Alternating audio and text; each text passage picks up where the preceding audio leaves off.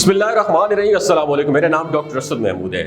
معزز دوستو، ایک بڑے ہی مشہور ملحد سائنٹسٹ نے کہا تھا کہ اگر خدا موجود ہے تو پھر میں یقین رکھتا ہوں کہ خدا بہت بڑا میتھمیٹیشین، ایک بہت بڑا ریاضی دان ہے۔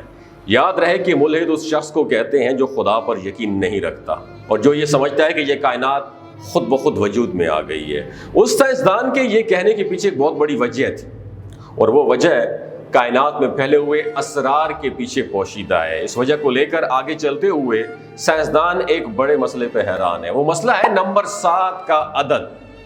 دوستو، نمبر 7 تقریباً تمام آسمانی مذاہب یعنی یہودیت، عیسائیت اور اسلام میں بڑی امپورٹنس رکھتا ہے۔ صرف یہی نہیں بلکہ نمبر 7 کے کرشمے ہمیں جا بجا نظر آتے ہیں۔ اس کے ساتھ ساتھ یہ پوری کائنات ہی نمبروں کے عجیب و غریب اسرار میں لپٹی ہوئی ہے۔ آج کے اس حوالے سے، اس ویڈیو کے حوالے سے قرآن کریم میں بے شمار چونکا دینے والے حقائق موجود ہیں۔ آج کی اس ویڈیو میں ہم آپ کو نمبر 7 کے سیکرٹس اور امپورٹنس کے بارے میں بتائیں گے۔ اس کے ساتھ ساتھ ہم یہ بھی جاننے کی کوشش کریں گے کہ آخر یہ نمبر 7 اس قدر امپورٹنس کیوں رکھتا ہے اور پوری کائنات نمبروں کے حساب کتاب میں کیوں گھری ہوئی ہے۔ تو آج کی اس ویڈیو کا آغاز کرتے ہیں۔ پیارے دوستو، قرآن کریم میں اللہ رب العزت کا ارشاد ہے کہ اللہ نے زمین و آسمان اور عرش کو 7 دن میں تخلیق کیا۔ 6 دن میں زمین و آسمان بنائے اور 7ویں دن میں اللہ رب العزت کا عرش تخلیق ہوا، اور اس کے ساتھ ساتھ ہفتے کا 7واں دن جمعہ کہلاتا ہے۔ اور دین اسلام میں جمعے کو دن کو سید الایام کہا جاتا ہے، یعنی جمعے کا دن ہفتے کے تمام 7 دنوں کا سردار ہے۔ اسلام میں نمبر 7 کی بڑی اہمیت ہے۔ اللہ تعالیٰ نے قرآن میں فرمایا کہ اس نے 7 زمینیں اور 7 آسمان بنائے، اور پھر ہر آسمان میں 7 تہیں بنائیں، اور اسی طرح زمین کی بھی 7 تہیں بنائیں۔ یہاں پر بہت سارے مفسرین یہ مراد دیتے ہیں کہ 7 زمینوں سے مراد یہ ہے کہ ہماری زمین ان 7 زمینوں میں سے ایک ہے۔ یوں ہماری زمین کے علاوہ 6 زمینیں اس کائنات میں کہیں اور بھی وجود رکھتی ہیں۔ دین اسلام میں حج اور عمرے کے وقت خانہ کعبہ کے طواف کی تعداد کتنی ہے؟ 7 ہے۔ صفا اور مروہ کی سعی کے دوران لگائے جانے والے چکر کی تعداد کتنی ہے؟ 7 ہے۔ اسی طرح حج کے موقع پر رمی کرتے ہوئے شیطان کو مارے جانے والے پتھروں کی تعداد کتنی ہے؟ 7 ہے۔ سورہ فاتحہ جو قرآن کی پہلی سورت ہے اور ہر نماز کی ہر رکعت میں پڑھی جاتی ہے، اس کی آیات کی تعداد کتنی ہے؟ 7 ہے۔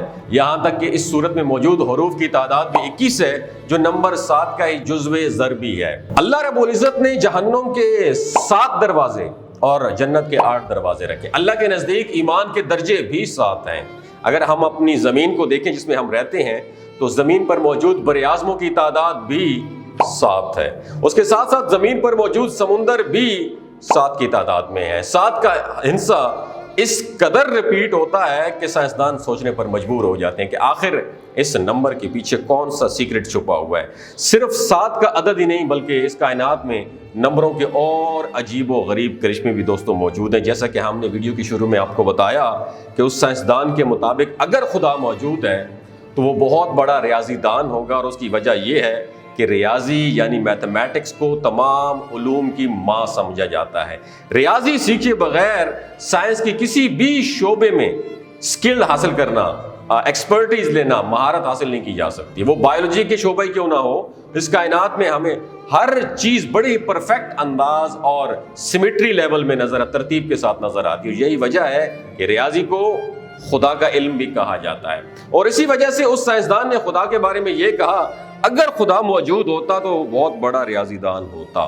اس بارے میں اللہ رب العزت سورہ یاسین میں ارشاد فرماتے ہیں کہ چاند اور سورج زمین کے ساتھ ساتھ اپنے مقررہ کردہ آربٹس اور مداروں میں تیر رہے ہیں، اور یہ مقررہ کردہ حساب کتاب کس کی طرف سے ہیں؟ اللہ کی طرف سے ہیں۔ ایک اور آیت میں سورہ یاسین میں اللہ رب العزت کا ارشاد ہے کہ اللہ کریم بڑے ہی زبردست حساب و کتاب اور حکمت رکھنے والے ہیں۔ یعنی یہ بات ظاہر ہے کہ اللہ رب العزت نے واقعی اس کائنات کی تخلیق میں ریاضی کے بڑے بڑے کرشمے رکھ دیے ہیں۔ سائنسی دنیا میں ایک نمبر بہت مشہور ہے جسے خدا کا نمبر بھی کہا جاتا ہے، اور یہ نمبر گولڈن ریشو کے نام سے بھی جانا جاتا ہے۔ گولڈن ریشو دوستو وہ ریشو ہے جس کے مطابق یہ تمام کائنات تخلیق کی گئی ہے۔ گولڈن ریشو نکالنے کا طریقہ یہ ہے کہ دو مسلسل چھوٹے نمبروں کے اسکوائر کی آپسی ریشو بڑے نمبر کے اسکوائر کی آپسی ریشو کے برابر ہو۔ گولڈن ریشو کا یہ نمبر 618.1 ہے، یعنی 618.1 کا یہ ہے گولڈن نمبر۔ یہ گولڈن ریشو اس کائنات میں موجود ہر ترتیب اور ہر سٹرکچر میں نظر آتی ہے، چاہے وہ بڑی بڑی کہکشائیں ہوں، بڑے بڑے ستارے اور نظام شمسی ہوں، ہمارے زمین میں موجود عناصر کی آپسی ریشو ہو، پودوں کے پتوں میں موجود خلیوں کی آپسی ریشو ہو، تمام تر کیمیکل کمپاؤنڈ کی آپسی ریشو، اور یہاں تک کہ انسانی جسم میں موجود خلیوں کی بھی آپسی ریشو بالکل گولڈن ریشو کے برابر ہے۔ یہی وجہ ہے کہ اس گولڈن ریشو کو خدا کا نمبر بھی کہا جاتا ہے۔ نمبروں کا یہ ہیر پھیر اور یہ اسرار و رموز پوری کائنات میں پھیلے ہوئے ہیں دوستو۔ سائنس میں دلچسپی رکھنے والے یہ سائنسدان جب کائنات کو اسٹڈی کرتے ہیں اور چھوٹے سے چھوٹے ایٹم کے لیول سے لے کر بڑی بڑی کہکشاؤں تک کو دیکھتے ہیں تو انہیں ہر جگہ یہ ریاضی کے معجزے نظر آتے ہیں۔ ناظرین، ریاضی کے یہ معجزے اللہ رب العزت کے حکم کی وجہ سے قائم ہے، اس میں کوئی شک نہیں ہے کہ اللہ تعالیٰ نے اس پوری کائنات کو بڑی زبردست حساب و کتاب اور حکمت کے ساتھ تخلیق کیا۔ یہی وجہ ہے کہ اللہ رب العزت قرآن کریم میں جگہ جگہ انسانوں کو یہ انویٹیشن دیتے ہیں، یہ دعوت دیتے ہیں کہ اس کائنات کو دیکھو اور سمجھنے کی کوشش کرو تاکہ تمہیں علم ہو سکے کہ اللہ کی تخلیق کیا ہے اور اس کی قدرت کیا ہے۔ اللہ رب العزت نے قرآن کریم میں ارشاد فرمایا کہ دن رات کے بدلنے میں، سمندروں اور زمین پر سفر کرنے میں، ہواؤں میں، غرض کے ہر چیز میں اللہ کی نشانیاں موجود ہیں، لیکن یہ نشانیاں صرف عقل والوں کے لیے ہیں۔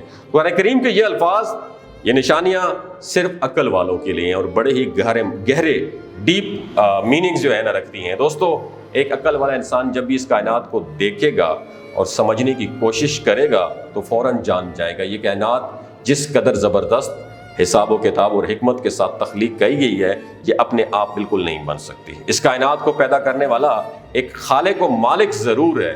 ایک عقل مند انسان بغیر کسی تعصب کے جب کائنات کو اسٹڈی کرتا ہے، اس نتیجے پر پہنچے گا کہ اس کائنات کو تخلیق کرنے والا ایک سے زیادہ نہیں ہو سکتا، اور اگر اس کائنات کی تخلیق کرنے میں ایک سے زیادہ خدا شامل ہوتے تو یہ کائنات اس زبردست حساب و کتاب کے ساتھ نہ بنی ہوتی۔ اگر نعوذ باللہ، میرے منہ میں خاک، اللہ کے سوا کوئی اور خدا ہوتا تو دونوں کی اپنی اپنی مرضی ہوتی اور یوں اس کائنات کا یہ حسن برقرار نہ رہ سکتا۔ کائنات کے متعلق ہر عقل مند انسان جو کسی بھی تعصب سے بالا تر ہو، اس کائنات کو سمجھنے کی کوشش کرے تو وہ جان جائے گا کہ یہ کائنات محض ایک حادثے کی پروڈکشن نہیں ہو سکتی جو اپنے آپ ہوا ہو، اس قدر خوبصورت کائنات بنا دی گئی ہو۔ اس کائنات کو اپنی موجودہ شکل میں ہونے کے لیے ضروری ہے کہ اس کا ایک خالق و مالک ضرور موجود ہو۔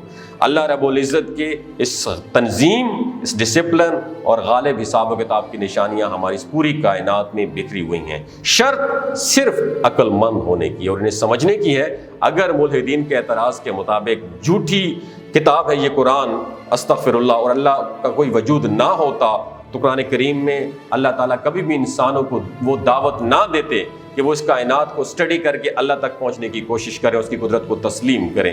اور اس کی وجہ یہ ہے کہ اس کائنات کی ہر شے میں اللہ تعالیٰ کے ہونے کی اور اس کی قدرت کی نشانیاں موجود ہیں۔ جہاں تک نمبر 7 کا تعلق ہے تو اس بارے میں بڑے بڑے سائنسدان تو کیا، بڑے بڑے علماء کرام اور ولی اللہ بھی اس کو نہیں سمجھ سکے۔ اس کی وجہ یہی ہے کہ نمبر 7 کی پراسراریت دراصل اللہ تعالیٰ کے رازوں میں سے ایک راز ہے، اور ہم انسان اور ہماری ٹیکنالوجی اب تک اس قابل نہیں ہو سکی کہ اس راز سے پردہ اٹھا سکیں، اور نہ ہی کبھی اس قابل ہو سکیں گے، کیونکہ جو چیز اللہ نے راز رکھی ہے اسے پوری کائنات کی طاقت کو تسخیر کر کے بھی اس کی مدد سے بھی نہیں جانا جا سکتا۔ اگر یہ انفارمیشن آپ کو اچھی لگی دوسروں کے ساتھ ضرور شیئر کیجیے، اسپیشلی اپنے بچوں کے ساتھ ضرور شیئر کیجیے گا، ہو سکتا ہے ان کی انفارمیشن میں اضافہ ہو جائے۔ اپنا اور اپنے ساتھ جڑے رشتوں کا خیال رکھیے۔ اللہ حافظ۔